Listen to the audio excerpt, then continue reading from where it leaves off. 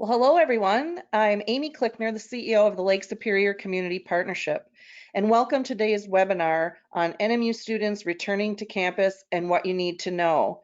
Just going to give a few seconds here I still see some attendees jumping on, and then I'll get started with a little bit of housekeeping and then get straight to our guests for the day.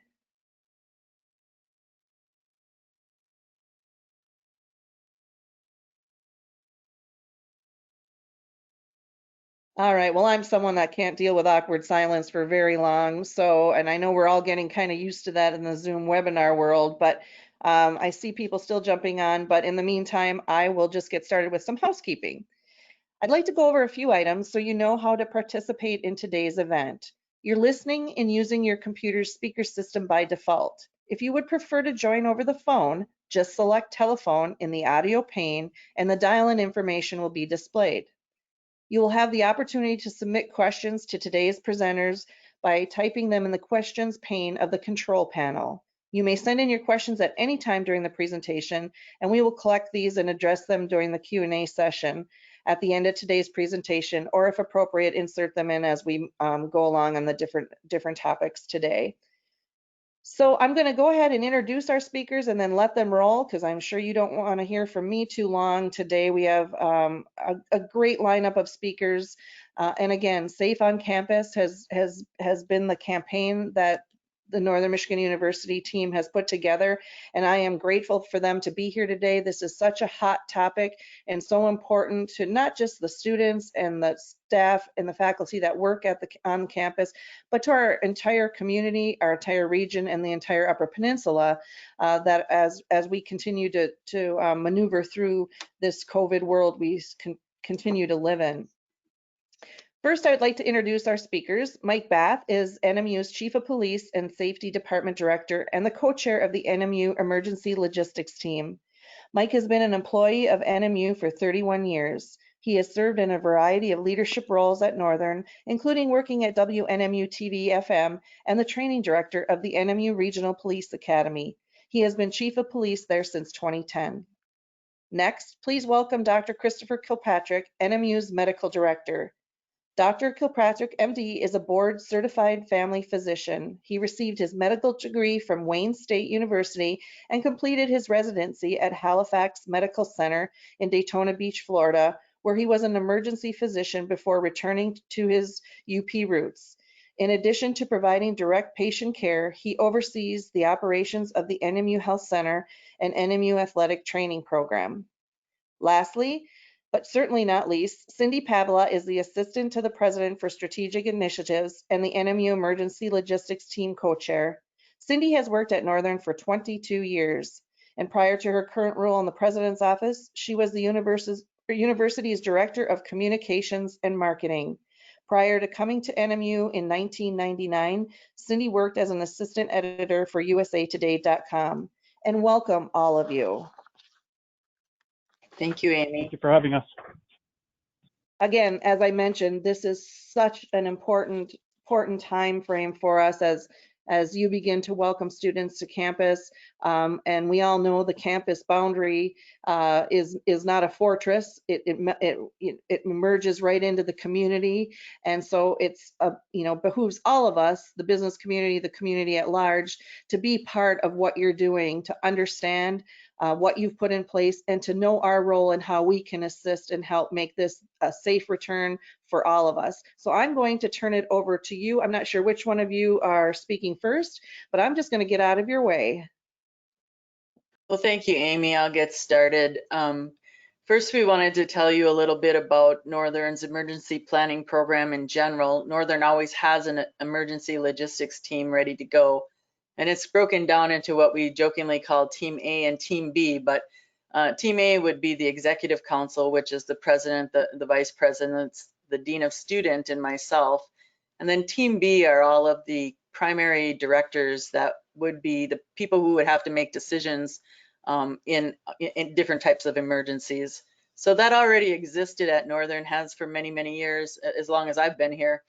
And Mike Bath and I oversee that, and we periodically have the campus do emergency planning and emergency practice, if you will, We do tabletop exercises once in a while, or we bring up emergency issues that we'll bring to the Leadership Council to be discussed and talked about how they'd be handled at Northern. So we've been asked a couple of times if we had pandemic planning in place, and the answer is sort of. We actually did do quite a bit of pandemic planning ahead of the H1N1 virus and pandemic plan. So we were able to use some of that, but we will say that, as Mike Bath keeps reminding everybody, we're kind of rewriting the handbook for this one, because this truly is, uncharted water to have a pandemic of this level going through our country and the globe. But we were able to use some of our existing work to bring into some of the work we've been doing as we prepare for this academic year. One of the things we did with our emergency logistics team is we started watching what was happening with the coronavirus sometime in like late January, early February, as the news reports were coming out of China. We started to get the logistics team together on a regular basis to talk about what might happen if this virus, at the time nobody was really sure what was happening, as far as what it was or what it would be called or what it would do. But we started talking about it in part because we were just a few weeks away at that point from spring break. And we know that students spread out all over the country, but they also do travel internationally over spring break. So we started talking about what would happen if some of our students were going to China and bringing back this mysterious virus that was taking place. So that's kind of the timeline of when we started looking at this and actually started planning for if we had to quarantine or isolate some of our students. As the pandemic, as the virus situation, coronavirus situation grew into an actual pandemic, we took the logistics team and we expanded it, and we created well, at the time was 11 work groups. But we had athletics and the student activities work group, and then eventually we broke that out. So if you hear us once in a while refer to the 11 work groups, originally it was 11, but now it's 12. So we created these work groups by subject matter, and we ended up allowing a lot of people across campus to participate on these work groups. They are the experts. They know their subject area better than anybody else. We all go to the president, in times of these emergencies and act like the president and the vice presidents, have all the answers, and they certainly are good at making decisions. But there are a lot of people on campus who can provide really valuable information. And so we're using our experts right across campus. And you can see on your screen there what our different logistic work group areas are. We've got a work group for athletics, academics, the safety and risk management side, communications and community, facilities and custodial, financial, health matters, housing and residence life, dining and auxiliary services, human resource and staff matters, the student activities and services, and then technology. So we've had these work groups working, started the planning and looking at their logistical areas sometime in late February, early March. And so they started off with 3 goals. One was to figure out how to finish the last semester, the winter semester, and make sure that the students who were left on campus were taken care of, the students who had left campus in the middle of the semester were taken care of. And then another goal was to prepare for the summer, what was going to happen over the summer. And then ultimately the third goal, the biggest of them all, was how to plan for the upcoming academic year, in particular the fall semester, knowing that there would not be a vaccine in place by then and that we'd still be dealing with a pandemic situation. So we have been working diligently. These groups have been amazing. We have thought about so many different aspects of the campus operations and the student life situation and it's funny because every question that comes up seems to lead to about 12 more questions. So we'll think of something and we'll say, oh, we got to take care of this. And then as soon as we mention it, somebody will say, oh, but what happens to these people, or how do we do that? So I'm sure as you're finding, for all of those who are participating, as you're finding, yourself dealing with the pandemic in your businesses and organizations and in your families as well, you're realizing that how complicated some of these situations can be. And if you times that by 8,000 people for students and another 1,000 or so for employees, some of these situations are truly complicated and massive in size. But we've been chugging away at it and just chipping here and there, and I think we've made a lot of progress. So we're going to talk a little bit about some of these areas. If you want to go to the next slide. And I'll very quickly cover a couple of these first areas, and then we'll have Dr. Kirkpatrick start talking about the testing that we're doing on campus. So facial coverings, Northern pretty quickly in early March put a mandate in place for the campus that you must have a facial covering on, covering your nose and mouth when you are on the campus of Northern Michigan University. Obviously, the state followed up with that at another, at a little bit later point, and made it a required element for a lot of situations as well. But early on, we could see that the science was pointing in the direction that if you could cover the people who were asymptomatic or who had symptoms, if you could cover their nose and mouth, you were going to do quite a bit of work to mitigate the risk of somebody else getting the virus. So if you come on campus anytime this fall, or maybe next winter, we'll find out what the situation will be next semester, but at least for this fall, it is a requirement that you are wearing a mask. We prefer a fabric mask that covers your nose and mouth. But there are some other options depending on your, if you have a medical exemption or a medical situation. We have we ordered about 20,000 masks, and we are giving 2 NMU branded masks to each employee and each student. And they're very nice masks. By ordering in bulk, we got a pretty decent, price on them, but we weren't sure exactly, what the quality would be until we ordered a sample, and we really liked them. So far the students have been happy with the masks. We see that the employees are wearing them not only on campus, but we've seen many people, out in the community with the masks on. So that seems to be working very well. I just want to touch very quickly about some of our other facial coverings, only to give you an idea of some of the thought process that has gone into all of these different topics and questions and requirements that we put in place. But we mentioned the exemption of masks. Nobody will be able to come into a classroom without some type of face covering, except for the most unique situations. And even then, if you were to come into a classroom without a facial covering of some sort, you would be in a protected environment, plexiglass all around, or another scenario. Some of our facial coverings, the face shields, we ordered, I think, 1,300 face shields. Most of those will go to our healthcare program students. They will be wearing both a fabric mask and a face shield. We have also ordered some of the fabric masks, but with the clear panel in the front. Those we ordered so that we could have those available, in particular for some of our clinic settings, like the Bear Center, where they deal with small children who have behavioral problems and issues like autism. The young children aren't always used to the masks, and it's better for them when they can see facial expressions. We also have those types of facial coverings available for settings where we have somebody who might need a lip reading situation. So we have several types of facial coverings, but our preferred for the majority of the campus would be the fabric face covering. But if you come to campus, please bring your mask.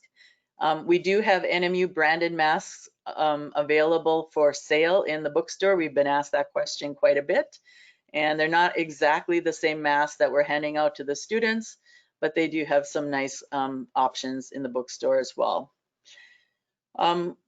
We'll turn it over to Dr. Kirkpatrick to talk about, well, let me talk about the Passport to Campus event as a whole, and then we'll get into the testing portion of it.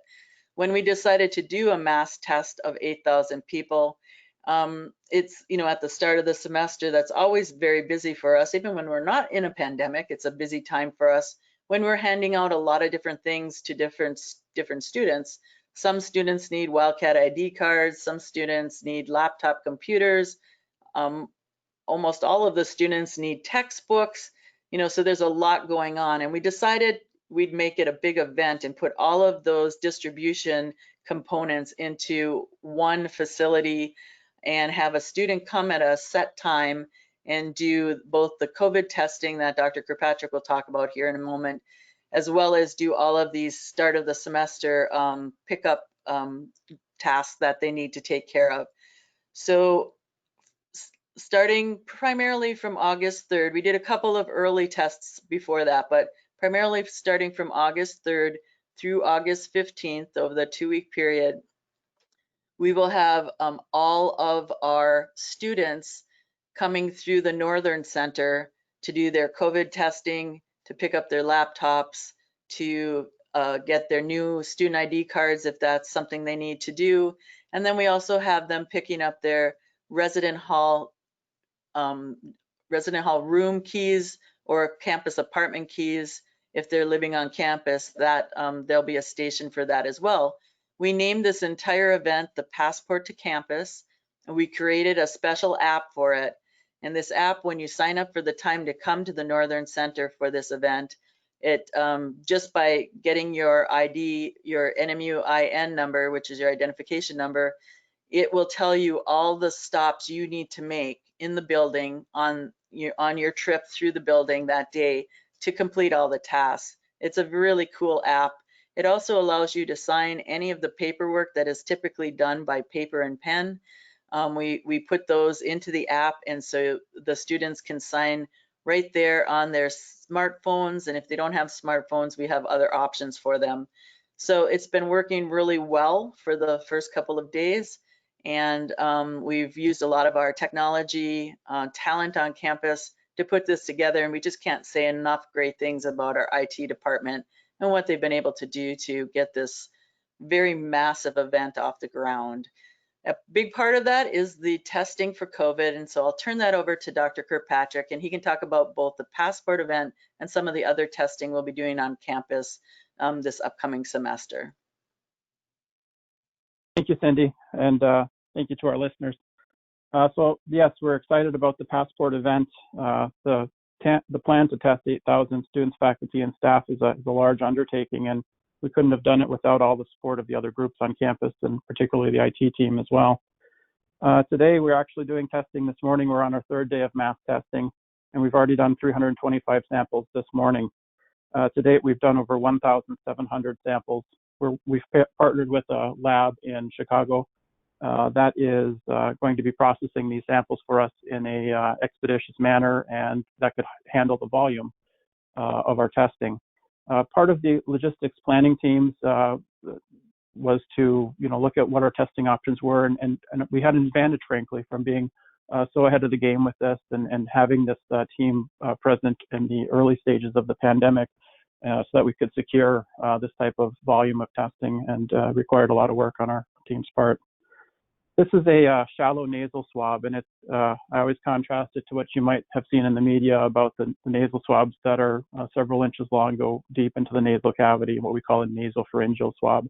This one is shallow. It goes about an inch into the nostril. And it's so simple that our students, faculty, and staff actually will be doing it themselves under the supervision and the direction of one of our clinicians. The testing is a PCR-based model, which looks at the genetic material within the virus itself.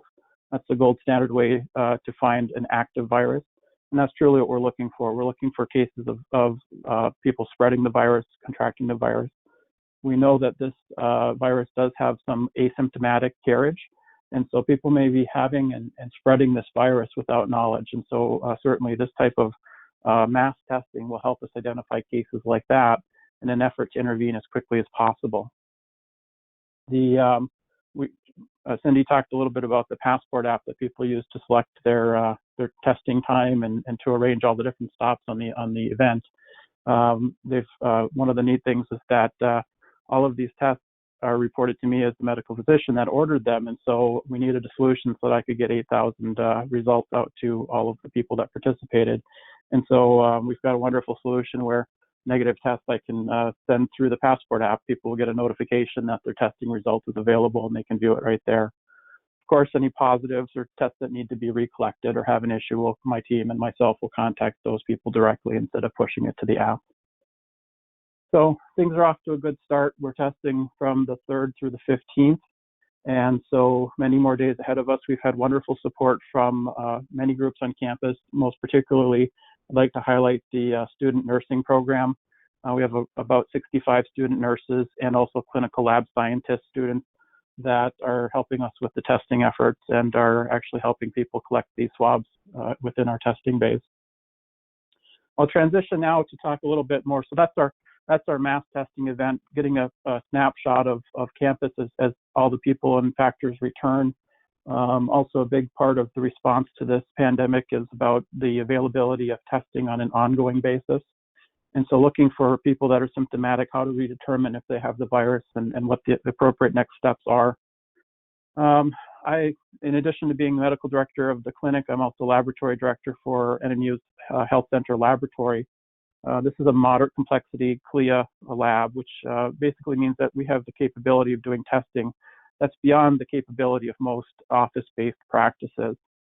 As part of that, the university gave us more equipment and more capabilities for the coming year. The first thing we'll talk about, there's basically 3 different major types of testing that we can use to detect the virus. And so I'm pleased to announce that Northern Michigan University will have in office and in lab the capability of doing all 3 major types of those testing right in house. We're seeing lots of problems with supply chains, so something as simple as the swabs that you need to take the samples in some cases, the reagents that are utilized in the processing of samples. And so having the equipment in-house means that I can have a positive or negative test in as little as 15 minutes for the antigen test, and then a more comprehensive type of panel, which will look at the genetic material within the virus, as well as 20 other viral and bacterial pathogens that could cause similar symptoms. That will be on site and active and have answers for us in an hour. And so certainly that capability will help with our response rather than waiting for 4 to 5, 6 days, I think we've seen recently. And, when the pandemic started, we were seeing people that were waiting up to 10 to 12 days at that time for results to return from other places. The third aspect, so we talked a little bit, we have 2 machines that we have used for flu testing in the past. Those are being repurposed, and there is a FDA-approved test for the antigen, which is a spike, a protein spike on the outside of the virus. We'll have that capability with the Sophia machines and the Kidal test. The second thing, we have the BioFires, what we just described, that tests for the virus, coronavirus, and 20 other pathogens. And the third piece of our testing for ongoing and symptomatic questions includes a chemistry analyzer known as the Vitros 5600. The Vitros is similar to what's being used at UPHSM. This is a chemistry analyzer that traditionally we would use for a number of different things. If you go for your annual exam, you probably have had your kidney function checked. You've checked your electrolytes and your liver enzymes and so forth. This is the type of machinery that performs all that testing. But specifically, we purchased it for the ability to check for antibodies to the coronavirus. We've done, our machine is up and running at this point. We've been doing samples from our faculty staff groups, and it is going to be involved in some ongoing surveillance research-based testing with my associate, Dr. Mann, from the Clinical Lab Sciences Department as well, which we'll talk about in a moment. So we've done lots of those tests as well, and so that really kind of complements the other 2 tests that we use. The antigen testing and the viral genetic material testing really helps us get a handle on current infections. The antibody testing, the blood antibody testing, is going to be more helpful as far as learning about past infections. We're still learning about what a positive antibody means. Certainly it means that you've come into contact with the virus in the past, but we're still learning and waiting for communications from the scientists about how that, if you have a positive test, does that truly imply that you're immune to the virus, as we've seen with other viruses in the past? If you have the antibody, does it decrease the symptoms if you were to catch it again, or can you catch it again?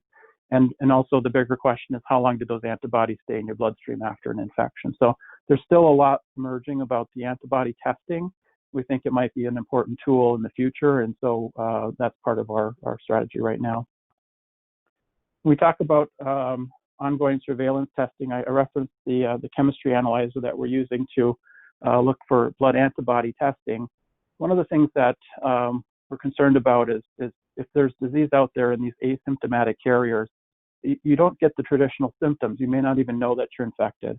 And so how do you get your hands around a virus that's not showing itself? And so one of the strategies that we've come up with is a research-based approach, which is being conducted with myself and Dr. Paul Mann in the Clinical Lab Sciences Department as the principal investigator there. And so we're going to do two different representative samples, one group of about 250 to 300 students that would be representative of the broad population that comes to Northern Michigan University. And then another sample group of about 250 to 300 faculty and staff. The plan is with both of those groups to test them on a recurring basis. So perhaps every 2 or 3 weeks, they'll come in for a nasal swab and they'll get a blood test. The nasal swab will be processed on the Clinical Lab Sciences PCR machine to look for active virus within the nasal area. And the antibody testing will be used, of course, to find antibodies that might indicate current or past infection. Doing this on a routine, recurrent basis will allow us to watch trends and see if there's an uptick and allow us to respond to that. The concern with research-based testing is that sometimes if you get a positive result, research-based testing traditionally or has in the past not reported that to the actual study participant. This is a virus that can cause really severe morbidity, mortality. We wanted the ability to intervene in a case where something was detected or if there was a questionable result. And so the study is patterned in such a way that if there's a questionable result or a positive result, that person's information will be kicked out to me so that I can follow it up in a FDA-approved test and take appropriate clinical actions with it. So I feel really good about having the in-house testing options that will be online very soon. As we said, the antibody testing is online right now. The BioFire, which looks for the genetic material, and the antigen testing and the Sophia system will be online hopefully by the time of next week, as soon as next week perhaps. And so that combined with the research-based testing will help us to see what ongoing, if illness on campus ongoing, how do we intervene with that? How does that change our approach? And then certainly when we do our mass testing here, we'll be able to intervene with people coming with infection, intervene with that as quickly as possible, stop the spread. And most likely we will identify cases where people were asymptomatic carriers, where they may not have realized that they had the virus and were passing it on. So I'm very optimistic about our clinical response and our testing ability. And we've had a great team, and this is just one aspect of it. Surely, when we talk about the testing mechanisms, I always highlight that we can't test ourselves out of this pandemic. It's a way that we can respond and intervene as quickly as possible.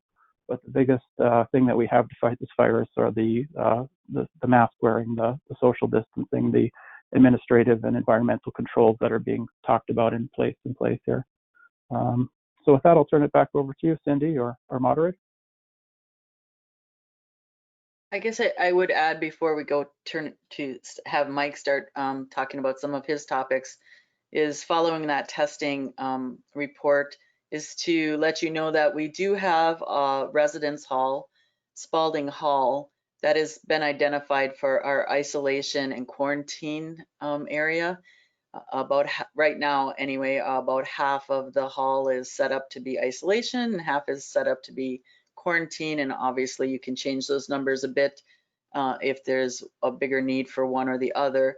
So we do have some assistants down in that hall to monitor the students who end up down there. We certainly have some service support through housing and dining services. We have microwaves, small refrigerators, box fans in those rooms. It's not the Taj Mahal. When you're going to quarantine in Spalding Hall, it's going to be a little sparse, but it's as far as what's decorating your walls. But you will have what you need to survive. There's bedding, there's towels, there's also food, some food and microwavable food in the cabinets, and there's Wi-Fi, of course, so that you can access the NMU internet. And students who are isolated or quarantined, we will do everything we can. If they're well enough to attend class virtually, we will remotely connect them to their courses so that they can continue their class progress despite the COVID situation. So with that, I'll turn it over to Mike, who's going to talk about a few other things that we've been working on in campus. Good afternoon, and thank you for the opportunity for us to present to you, to give you a look as to what we're doing here at Northern. So what I'm going to talk about is our physical spaces on campus. One of the things that we did early on and started at the beginning of the summer was try to determine the student capacity for our classrooms. And as you can imagine, most of our rooms are set up to maximize the number of seats that we can put in there for our various classes. And we figured out that most of our classrooms were going to be about 50% capacity, and some of our classrooms were down to about 25% capacity. So for those of you that are familiar with our lecture hall, Jeremich 1100, that normally sits 498 individuals, we could only put 136 in there with social distancing. Some of our next size lecture halls, 170, 180 seat, we were getting down to into the 40s, the 35, 40 range. If you could go to the next slide, I'll show you how we were able to add some of those numbers back. So the slide on the left is one of those rooms that has 170 individuals, and we would have to use every other row in order to meet the social distancing requirement. So our trades department figured out a bracket system that we could put a piece of plexiglass at each seat that would allow us to use every row, which then gets our numbers back up into around 60, 55 to 60, depending on the room. The one on the right, where we had the trapezoid tables, we were able to put a piece of plexiglass in there in order to put 2 people at the table. Those are 5 foot long at its longest length. So a room of 36, we were able to do 18. If we were not able to do that, we would have had 9 people in those classes. If you want to go back one slide, back to the other one is good. But that's how we were able to get our capacities up to where it was manageable. But keep in mind that we still had to come up with a mechanism for everyone to be able to attend class. So they have 3 choices, the faculty do. They can either be an all online class, they could be a face-to-face if the class will fit in the room that they're assigned, and then a modified. And the modified has a couple of different scenarios where you could have half the class in one class session and the other half on Zoom or dialing in. Or if we have a 4-hour class, maybe half the class comes from the first 2 hours and the second half comes the second 2 hours. And that's up to the faculty and the type of class that they have. Our laboratory classes, those all got cut to about 50%. We kept the max, we kept the capacity of the class the same. They're just going to have to figure out how they're going to run the labs. And you know, you're going to hear us thank a lot of individuals. The IT staff, our health center staff is just doing great work. But our faculty have really stepped up to the plate too and come up with some pretty creative ways to make this work. And as you can imagine, as we get closer, a lot of those minute questions start coming in. What about this? What about that? So there's a team of us that are meeting with those individuals to go right to their classroom and kind of figure out options for them so that they can still maintain the social distancing but still offer a quality program. We've also visited every space on campus. There's 2 of us that have been going around meeting with department heads to identify their office space, conference rooms, other work areas, along with the general classrooms and laboratories. One of the things we found is most of the conference rooms in departments that would normally hold 8 to 12 people we're lucky to get 2 or 3 in there now. So they're going to have to change how they have department meetings, which many of them have them every week or every other week. Most of them will probably be staying with Zoom in order to be able to conduct those meetings. The next thing that we spent quite a bit of time on was PPE, personal protective equipment.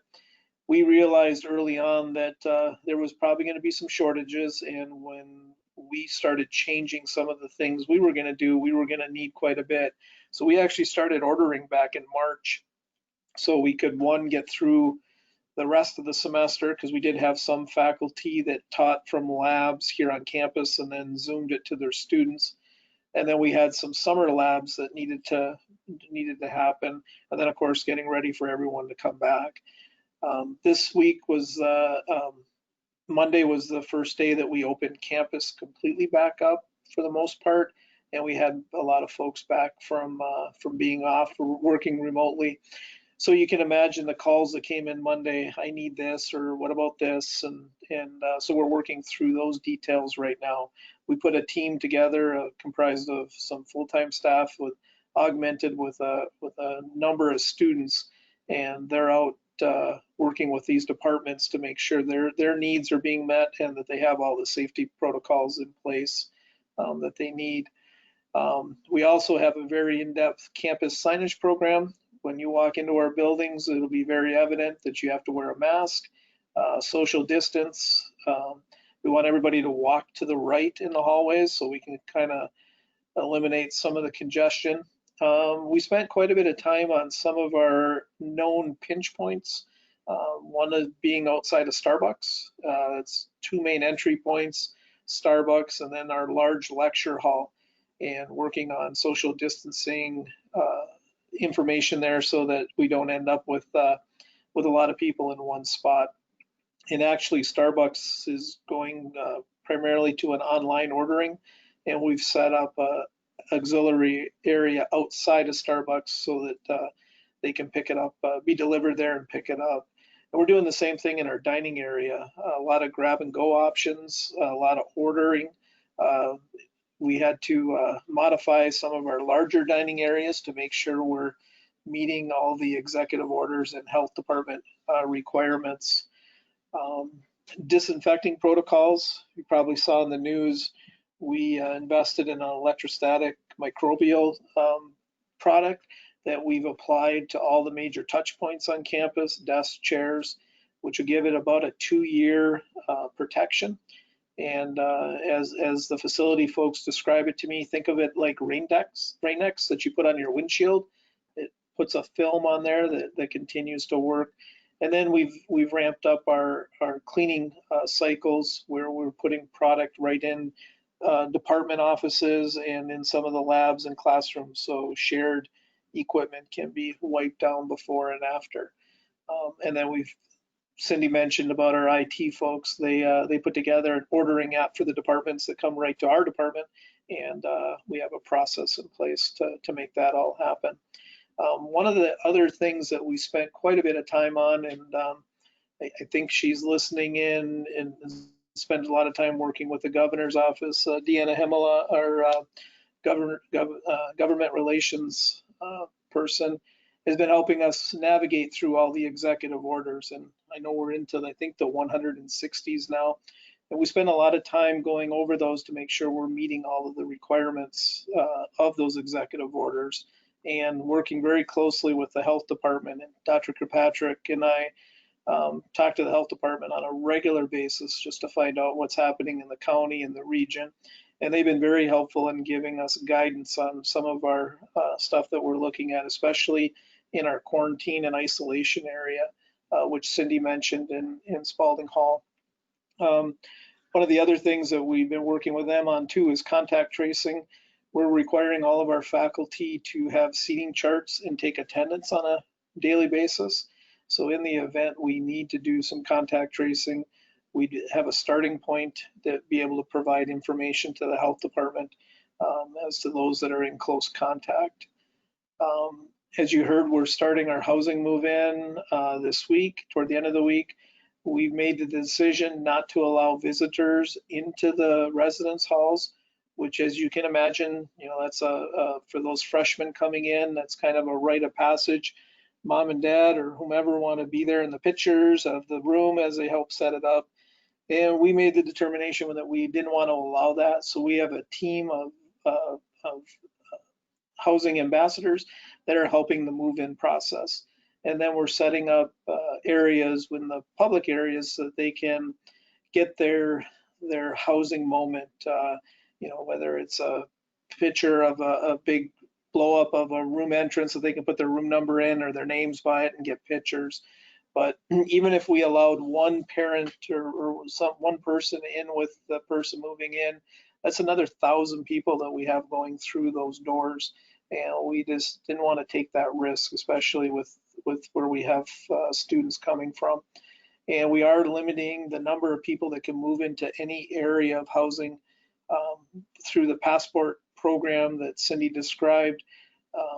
Only 5 in a house. And a house is typically between 40 and 50 students on one half of one floor. And so only 5 can move in any period of time. It's a 2 or 3 hour time period, which then allows for a staggered move in, which will help with trying to keep people social distanced. And like I said, the individuals they'll get help, and we've got vinyl lined bins that can be disinfected in between each of the visits. So as you can see, we've been doing a lot of work on our physical plant along with the screening ahead of time, and a lot of communications. You'll be seeing a lot of communications coming out on social distancing, and we're all in this together, and we're hoping our students, faculty, and staff will realize that. I did a Sunny 102 radio show the other day, and I ended it with, for the students, if you don't want to go back to your parents' basement, please help us out and practice good social distancing and wearing your masks. So, Cindy, I'll throw it back to you. So we've been asked probably 10,000 times over the summer, are the students just going to be sitting in their rooms and not allowed to go anywhere, and they'll have nothing to do, and why would they come back if they're going to not have any activities? So our student activities group, when it first started back in this meeting and back in March, I think we were a little nervous at the beginning of the conversation about what would be possible, but the more we talked, the more we sort of got creative and did some brainstorming. We were able to realize that we can still do a lot of activities, some new activities, some old activities that are modified. There will be some activities we can't do, but we were pretty pleased with ourselves by the time we got through the list of our typical set of activities for a semester. So I'll really quickly go over a little bit about what we decided about campus events. We will be holding Fall Fest, so if you're one of those businesses that usually participates, we hope that you have registered or you get registered quickly. I know LSCP has helped us with that in the past, and we thank you for that. It'll be modified. It'll be over a couple of days, and we'll divide up the groups. I believe they divided one day as student organizations and another day as businesses and nonprofits. And it will be designed in the academic mall where all the tables are spread out, socially distanced, of course, but only on one side of the sidewalk. The materials that you have out on your table have to have a little bit of strategy involved there. You can't have a lot of giveaways of food that isn't packaged. It needs to be prepackaged food. And there, if you're dealing with sign-up sheets and pens, there needs to be 2 containers, one for clean pens, one for used pens. So they have a series of guidelines for the participants, but the exciting part is we are still holding Fall Fest, and I know the students love that, and I think the community members like it as well. We're still holding our big annual poster sale that starts at the start of the semester, and we're moving it outdoors under a tent, and it's going to be fun. We've rented a gigantic tent that some of you may have seen being put up behind the Superior Dome, and we're going to have drive-in, sit-down outdoor movies and concerts and other events, and down on what we call Shoreline Productions. We're very excited about that. The students are excited about that.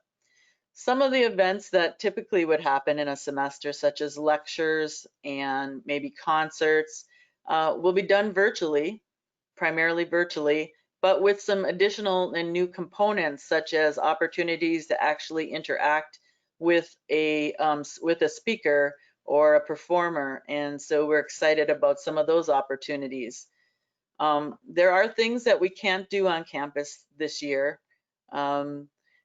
The student organizations are kind of upset because we've said no bake sales, and that's how a lot of them do fundraising. But we figure a lot of us on the leadership council are going to save ourselves a few pounds and get into a little better shape, because we won't be walking by all those tables of cookies and bars.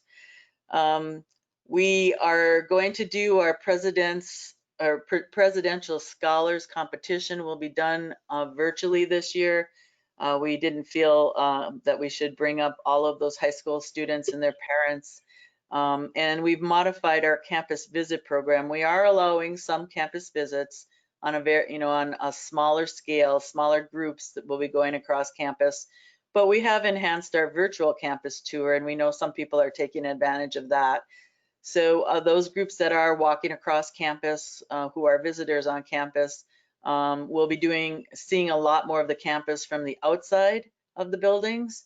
And when they do go inside of the buildings, it will be in areas where there's lots of space, where we can put people, social distance them, in an indoor lobby and that type of thing. So we've really thought about how we could still meet the needs of some of the high school students who want to check out the various universities and colleges, and still be a place of destination for those students. As we mentioned, if you come on campus, you need to wear a facial covering, a mask. We are not saying that visitors can't come on campus, but we are strongly discouraging visitors from outside of Region 8 for the fall semester. If there are ways to do things virtually, we're encouraging that. So we're kind of dealing with that on a situation by situation basis. There is an approval process that campus student groups and faculty and staff can apply, going through their divisional leader if there is something they feel absolutely has to be brought on campus this semester. But for the most part, if you're not part of Region 8, we're probably going to meet you and spend time with you virtually. We also have been taking advantage of our education access network and some of the educational modules. If you may have seen some of our advertising this summer, that we put together a series of courses on COVID for people, the free learning modules. And so we hope some of you have taken advantage of that. But we have used the educational modules to help educate people on different topics and to work with the parents. But the EAN has also been a really important key for some of the K through 12 schools across the Upper Peninsula as they were ending their winter semester. And as they look forward into the fall, we're working very closely with the K through 12 schools where we can to help them with some of their challenges, because they certainly have some obstacles to overcome to get a fall school year off the ground. So those are some of our topics that we thought you might be interested in. There's been, as I said, a lot of work on a lot of different areas of campus. And so I guess at this time, we'll turn it over to Amy to see what kind of questions people have for us. Wow. Thank you so much. This has been amazing to hear, and I don't think any of us can truly understand and appreciate all of the moving parts when you look at campus. I love the pinch point at Starbucks. I mean, why not? I mean, of course, everybody wants to get their caffeination, but I mean, even thinking through to where people may naturally congregate and have to deal with all of that is amazing. And as you mentioned, the executive orders that I'm sure Deanna watches every day make things, fluid and continuing to have to change. I know the business community feels that same way as we continue to move through this. I guess first and foremost, one question that I want to ask before I get to some of these others is, laying all this out, what do you need from the business community? Because we know, like I said, the campus does not have four walls and you can contain it all. You can do what you are doing on campus, but once a student walks off a campus, lives off a campus, goes to the store, eats off a campus, we as a community need to all be on the same page. What are some of the things that you need to see from our business community and the community at large to help all of us be successful in this?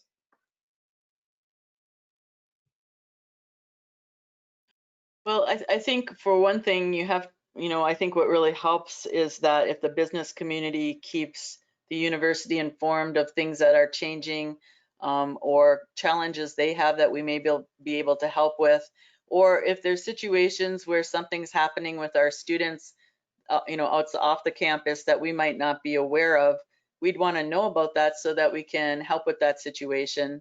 I also think that this is a time for, when things do happen, that we don't automatically start pointing fingers at each other, that we work together to find solutions. Um, Students, like any group of population, there are going to be some that are really good at keeping the rules and some that, didn't even bother to read the rule book. So there's certainly going to be some educating going on, and any way that the businesses can assist us would be great. We do, really appreciate your support with all the things that are, not related to COVID, that we can still make happen this year for our students. Student internships, some activities, if we are putting on some events, where there's an opportunity to sponsor those events, we certainly appreciate all those things. But I think open communication is really important. That's and done in a way that's supportive and open to new ideas. Sometimes, we get so stuck in the way that things were. This is a year and this is a semester where there's going to be a lot of change. We're going to do things differently, but the key point is we're still going to do many of them. So we ask that the community is understanding and assists us in making these events successful, even though they're different than what we've done in the past. And I think the last thing I would put out there, and then I don't know if Chris and Mike have other ideas too, is that when we make a decision about something that can't be done, there's probably a ton of research and discussion and maybe even some arguing that went on behind the scenes to get to that decision. We don't make them lightly. So it really helps us when people support those tough decisions that we've made. And we know that if we take away something that you really like, that, it's a big change for you. But we didn't do that without a lot of thought involved. So we appreciate if you understand that, at least for this semester, we might have to take away a service that we did in the past. But we don't do that without a lot of thought and discussion about, who it will impact, how it will impact people. And if we made that decision, there was probably a safety reason behind it. So we'd ask that the community understand that and bear with us as we work our way through the pandemic. Mike or Great. Chris? Yeah, I would just echo the change part. One of the things that I noticed when I was going around working with department heads and faculty and staff, I would get the comment, well, that's not the way I've done it. And I realized that. And nothing is the way we've done it right now. And I'm guessing for those of you in the business community, you've had those same conversations with your staff in that things we used to do one way, we just can't do it that way anymore. But be creative. There's a lot of creative ideas out there, and there's going to be things that will come out of this that we will keep. There's some really good things that we've discovered as we're working through some of these issues that may work better in the long run. So, and I guess the only other thing I would say is if you could help us and we'll help each other in the social distancing and really trying to keep this thing at bay, because we've been very fortunate not to have a lot of high numbers up here, but we don't want to be we want to keep this thing going because it helps everybody. So. Right. I think it's important for us to set the tone as a community. We've heard a lot of positive feedback from visitors that are coming up here, that are going into our businesses, our restaurants, watching us. And we have been praised for the way that our community responds to the safety protocols that are required. So I agree with that completely, Mike, that I think as a community and businesses, we can help set the tone that this is what we do here and this is what we expect of our guests in our community as well. Dr. Kilpatrick, we had a question come in. Has there been any consideration for the on-campus testing becoming available to the community at large? So as it stands right now, the testing agreement is for a defined period of time. We do have access to them in smaller capacities for the rest of the year. The group that we're working with has really focused upon offering mass testing, so large testing events like this. The logistics of it, as far as getting 1 or 2 samples and sending those FedEx overnight to Chicago, makes it a little bit more difficult. But that's definitely something that we could talk with them about and entertain. Great, that's good to hear. And I think Mike mentioned it too, everything has changed. We're doing things differently. Cindy mentioned these decisions don't come lightly. What is it looking like for the future? Obviously the university is part of the community. The community is part of the university. So we enjoy going to sporting events. We enjoy being able to hold events at the Northern Center. What does that type of interaction look like moving forward, or what are you thinking in those areas? So right now we are reopening the Northern Center, and as long as they're meeting the state and CDC guidelines, they will be starting to have events at the Northern Center. Sports is another matter. At the moment, the GLIAC is having a fall season, although pushed back. Although I know that the presidents and the athletic directors continue to meet, both for the GLIAC and for the WCHA. And so athletics is probably one of the most complicated areas we're dealing with right now, and maybe one of the most fluid at the moment. So will we be in the stands cheering on the Wildcat hockey team? Right now we have a schedule, we have a team, and we're going to be ready to go if they allow it. But we want to be safe, and we don't want to put any of those student athletes or our fans in danger. So I think it is a highly fluid situation on the athletic side of things. I don't know, Mike, if you have any updates on that as well. No, that's it. Other than, we're still under the capacities that are set by the executive orders. So that's something we're watching very closely to see how that plays out, because that will play into the decision making as to what, if we'll have fans or not. If anybody's watched baseball, they're piping in fan noise right now. So as Cindy said, that's a very fluid one that we monitor, I would say, on an hourly basis, because that one is lots of changes going on.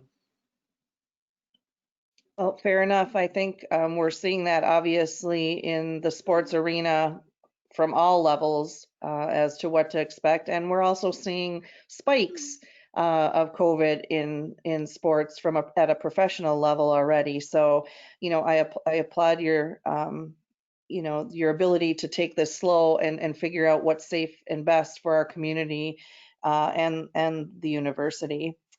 Another question here. So obviously you've talked a lot about installing this and changing that and adding this. And I know we hear it from the businesses all the time. Do you have any idea what type of additional costs this adds to the university to put all this in place? I know our businesses are struggling with this as well, because in order to be safe, there is a cost. So right now we know that it's somewhere between $2 and $3 million. And, we did receive some funding from the CARES Act, and we were hoping that may be continuing as the pandemic lengthens and continues on. And we've used that money. If we received it from the CARES Act, it has to be used in ways that do support the COVID relief efforts.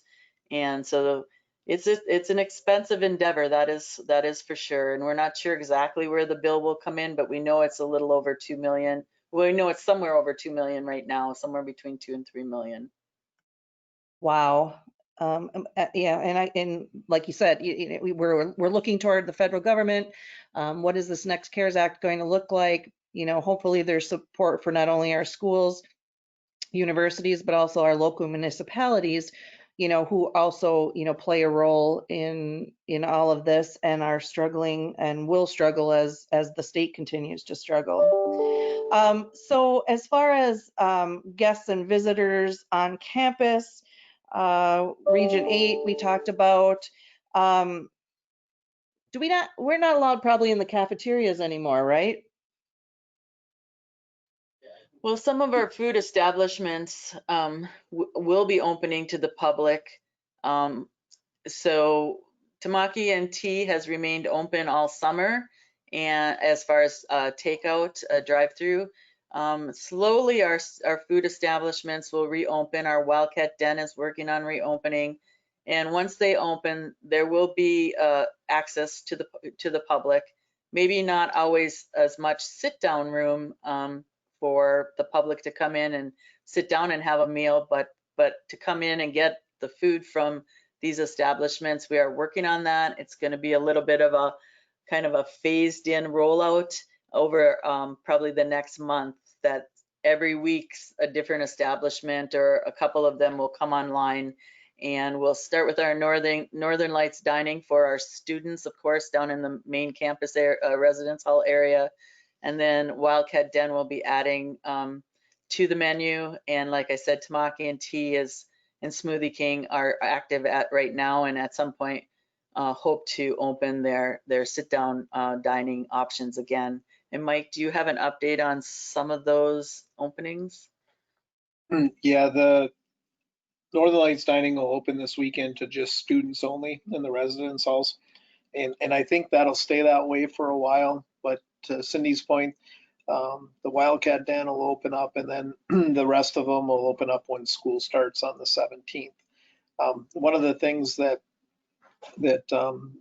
we've had to really watch closely is, of course, the executive orders regarding restaurants and dining facilities. But what was interesting is we had a number of students stay on campus after we went to the remote setting. So our dining teams had a lot of opportunity to try some different things. So they were able to try things, modify them to make sure we've done it in a safe way. So they're ready. They had that opportunity. We went almost 2 months before we ended up closing those facilities. So, or for two of the facilities, the Northern Lights Dining and the Wildcat Den. So they're in a really good spot. It's going to be more directed to what the executive order is going to allow us to do, and a lot more grab and go order type opportunities.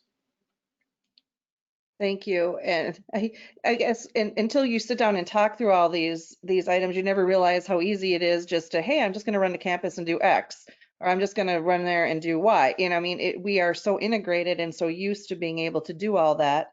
But as we said, nothing is the same right now. So, And Amy, it's no different than me going to a local business, right? It's not the yep, same, it's not the and same.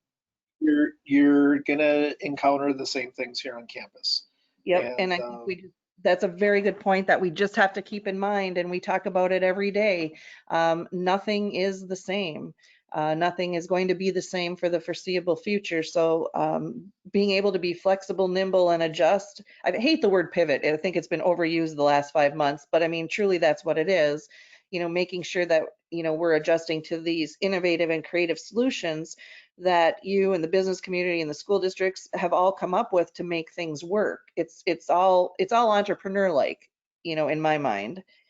So there's been some discussion, or at least rumors the last few weeks, that the governor may push us back a phase or two at some point here. What does that look like if we do get pushed back to phase 4 or even phase 3 for the university?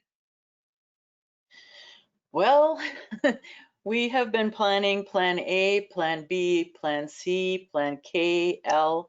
So going back a phase could at some point cause us to have to return to remote learning and remote working. And that's, certainly that would be a disappointment. But we do have plans in place for that. We are ready if it happens. We did it quite smoothly in a very quick fashion when we had to last spring, in the winter semester. And so we hope that isn't the case. We hope that for a lot of reasons. If that happens, that means that we're not doing as well as we would like to see in our Region 8. And of course, we want to keep the Upper Peninsula as healthy as possible.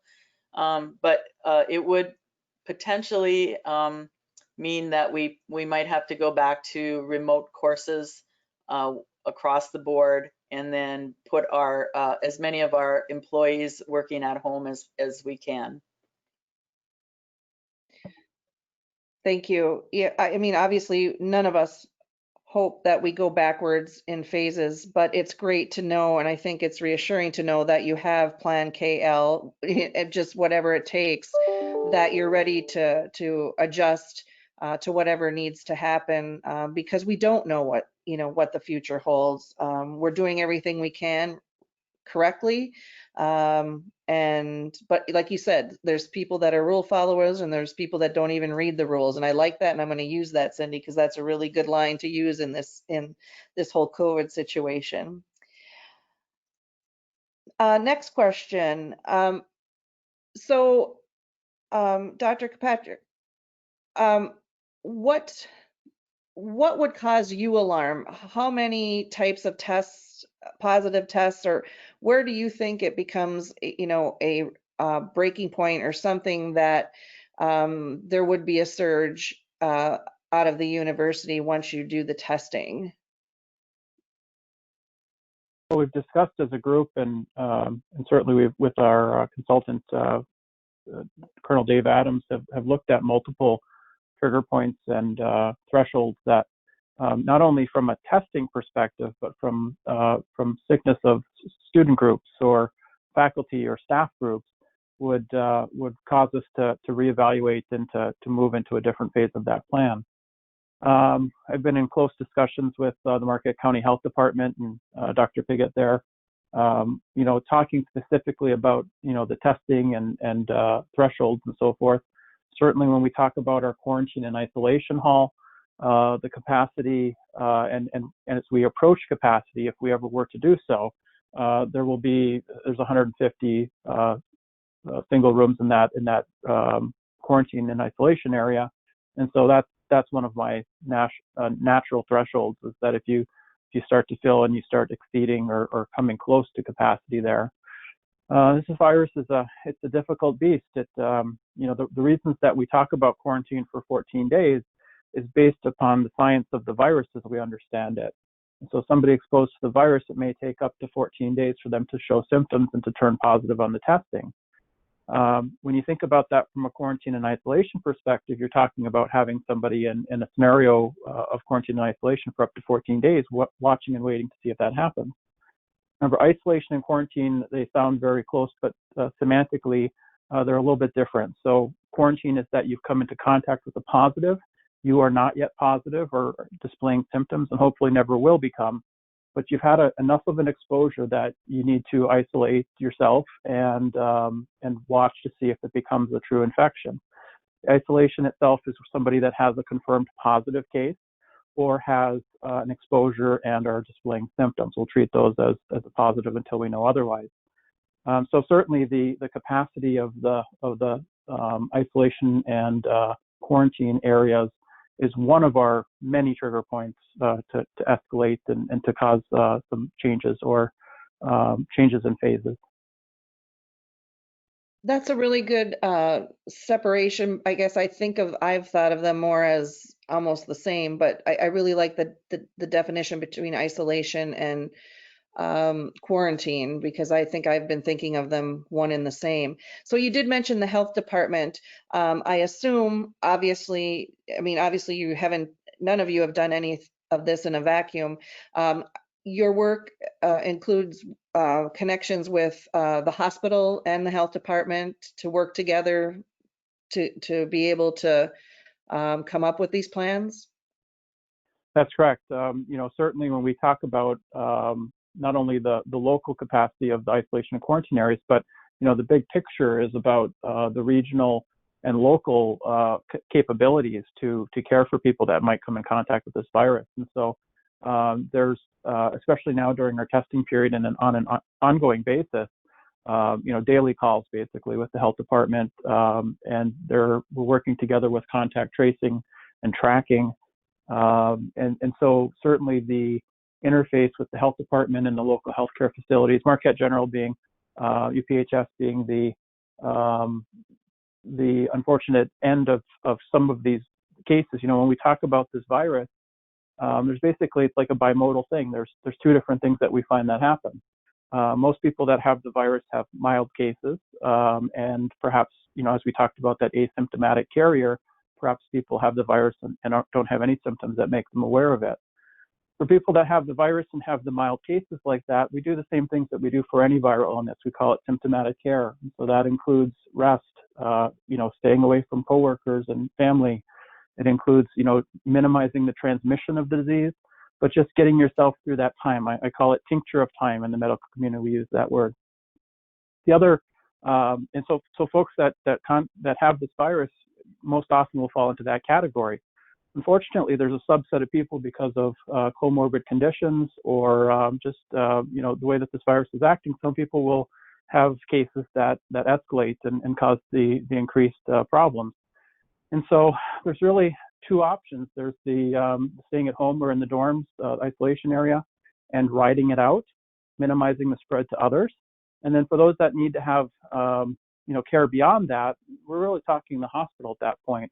The things that we need to support somebody through this virus are things that can only be delivered in the hospital. And so talking about oxygen therapy if the lungs aren't being aerated correctly and not distributing to the body. In the case that somebody needs to go on a ventilator, we're talking about intensive care unit beds.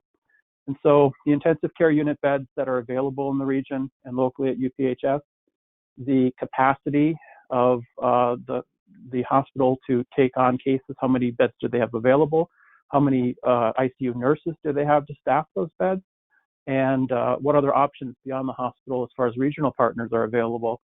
Those are all factors in when you distill it down to our local response. And so all those factors are taken into consideration when we talk about what's happening on campus locally. There's just so much to take into consideration. Another question that just came in is, how will you respond if a student in the dorms, in the housing, is positive? Is that a lockdown, or what does that look like? Well, the quarantine and isolation hall is our primary usage. What we're imagining with that is for just such a scenario. Okay. The goal in a congregate living area such as that is to remove the person who's positive, and also there will invariably be some close contacts, perhaps in the room or in the suite might get involved and be quarantined, while that person who was a positive would be placed in isolation. Isolation and quarantine are very much functionally the same. We do the same things as far as keeping people away from others and limiting the spread. And so, yeah, that's exactly what we're talking about here. In the scenario of people living off campus or even campus apartments and so forth, we take on a case-by-case basis, the health department and I look at what is the living scenario. Are there roommates? We had scenarios that we were dealing with of possible cases in the spring semester where a roommate was immunocompromised or taking medicines that made them so, or had a high-risk comorbidity that might put them at higher risk. And so the university responds on a case-by-case basis to do what's best for everybody from a health and safety perspective. Great, thank you. And so last week when we were on a call, Mike, you had said something that really stuck in my mind too, that, the focus has been so COVID-19 on, bringing back our students and opening up the university. But there are still so many other things that you need to be concerned with as we bring in, especially the freshmen, that may not have lived in our area before, like our beautiful lake, yet how dangerous it can be. Talk through how you're balancing all of that while trying to keep all of this in the air. So, like you just said, there's always the normal kind of communications and educational things that we do at the beginning of every semester. Because as you said, we have freshmen that look at that lake and think it's looks really calm, and it can be as dangerous as anywhere else. And so we're, as part of our communication plan, is to embed our normal communication also. As you can imagine, it's going to be information overload. But unfortunately, there's no way to get around that. I can tell you that Cindy does a really good job at crafting and timing of messaging as we get that out there. But that's something that the community can help with too. And you have, and anything we can do to just try to keep people safe. And there's everything else is still going on. I mean, we focus so much on the COVID, but I've said this in a number of meetings, and Cindy does too, that we have our regular jobs to do in addition to this, so we can't lose sight of that. And as individuals, I would imagine, I used to say we used to put the right people at the table to think things through. Now we're all sitting on Zoom screens and being from wherever. We have a lot of great creative individuals, and put that communication plan together so we're consistent in our messaging. And I think you guys have done that too, Amy, where you've added some of those messages to your announcements. And I think we need to do that. I just got a email from a local business that we've helped in the past, because they've got some wooded area that when students come back, they tend to go over there because has access to some pretty cool areas. And we've been messaging that to students to respect people's private property, and we'll do that again. I get that email about this time every year. So, it's those things that we're just going to have to continue to do to get the message out. Well, and I think to your point, that's where the community and the business community can also play a role. I mean, it takes a village, as they say, and these students coming back are all part of our community, and we can all play a role. Next question that just came in. For those placed in quarantine at Spalding Hall, is it possible for organizations to provide care packages of any type? Yes, we've been talking about the delivery of services from the perspective of simple things such as the dining services and so forth. And so what we've discussed is having a drop point that outside community members, family members would be able to drop things, and then they would be transmitted to those areas by our couriers. Mail delivery is one example. Yeah. Okay, and then that will be communicated as to where and what that looks like then, right? Yeah, we're working with public safety right now and dining and housing to firm up those plans. But yeah, I hadn't even thought of it from the community perspective, and that would be a wonderful help right. For those that are going through that health scare there. Yep, I didn't think about it either till that question came in, and I just the caring community that we have and the organizations that are out there, I can see several that are going to want to play a support role in being able to help those that are maybe there won't be any, but the ones that do end up in that unfortunate position to be quarantined. I have Amy, yep. when we're talking about complexity of issues, obviously, as Dr. Kirkpatrick has mentioned, quarantine and isolation, the process around that has been really complicated. I think the staff who've been working on that, the group that's been working on that, has done an amazing job. But through all of this, I don't think you've actually put Mike and I in a speechless position until a few weeks, I don't know if it was a few weeks ago, we were working on isolation and quarantine types of things. We thought we're making great progress. The group is making great progress. And all of a sudden we got a question about service animals that I just think sometimes you have to stop for a moment where we were like, oh my, okay, what would we do with the animals that would come with these students who are being quarantined or isolated? And that one actually did make both Mike and I pause and look at each other like, oh my, we never thought of that one. Yeah, well, again, it takes a village, and I mean, you got the whole elephant that you're trying to piece together and move. So it's great when we can have these dialogues that assist. I'm going to go to the three of you for any closing comments, and Dr. Kilpatrick, I'll start with you. I'd just like to highlight the wonderful help that we've had from all the different groups on campus, but also from the Marquette County Health Department and our community partners. This is a unprecedented time, and none of us have been through something like this before. And so as we search for those answers, it's really helpful having people coming from different perspectives to help with that. So I certainly appreciate all the help that we've had. This is a fluid thing. We're going to invariably, some of the things that we've planned for will have to change as we get into the experience of it or the circumstances change. But I feel very well supported by the community and the university and just the region at large to make those changes as we need to. And thank you, Dr. Kirkpatrick. We appreciate, glad you're back in the UP, and thank you for taking time today. Mike, any closing remarks? Well, kind of like what Dr. Kirkpatrick said, thank everybody for all their support.